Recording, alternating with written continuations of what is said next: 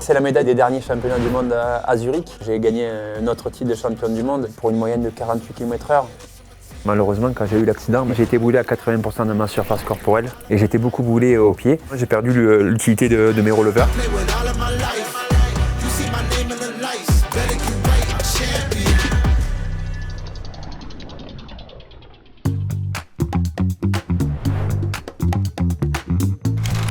Là, on a le Mont Ventoux, on le voit très bien, il est bien dégagé. Au pied, il y a un peu des nuages, on peut l'apercevoir.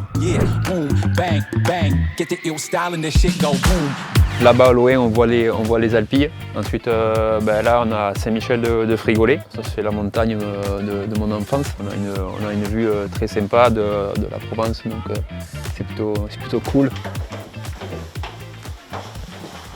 La pièce des souvenirs. La pièce des médailles, de tout ce que j'ai pu gagner. Mon premier titre là, champion du monde, et là mon dernier titre tout récemment, le champion du monde. C'est que le début là, donc il va en avoir encore, jamais 203.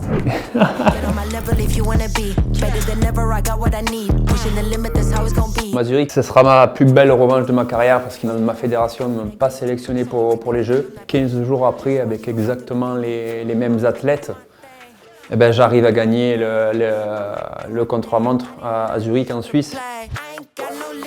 Oh, mais il n'est pas encore fini le musée. Je vais en rajouter encore. En tête, bien sûr, j'ai Los Angeles, mais avant tout, l'année prochaine, il y a essayer de garder le titre triple champion du monde.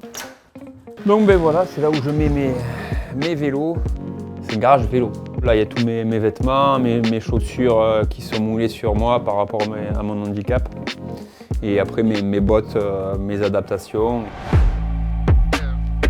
Ça, c'est la dernière botte. On l'a sortie juste avant les championnats du monde, donc à Fort-Romeu, je ne l'avais pas encore. Ça me permet de garder ma chaussure tout en ayant mon adaptation. En termes de confort, ça n'a rien à voir, contrairement à mon ancienne. Donc là, c'était vraiment une botte totalement en carbone.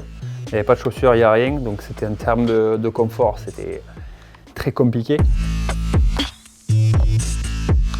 Une fois de plus, les Anglais sont en avance sur ça, donc on le fait à droite là pour l'année prochaine et j'espère apprendre encore un peu de gain par rapport à ça et à évoluer encore. Ça, c'est une maquette qui a été faite pour mon premier titre par mon village et qui avait affiché ça en haut de la mairie de Graveson. Et chaque matin, quand je passe, j'ouvre la porte là, du garage, je vois ça, je dirais c'est bon, on y va. C'est une source de motivation en plus dans mon quotidien que je vois tous les jours.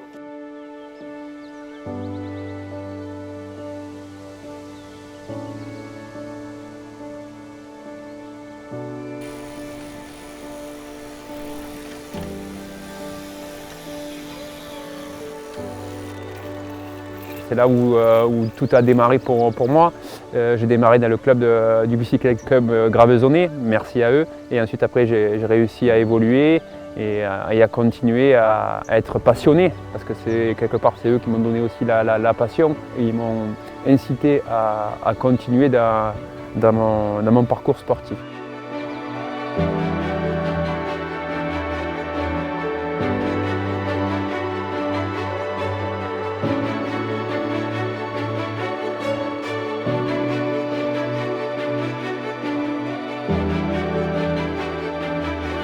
Là, ce qu'on voit derrière, c'est les fameux virages de Frigolet.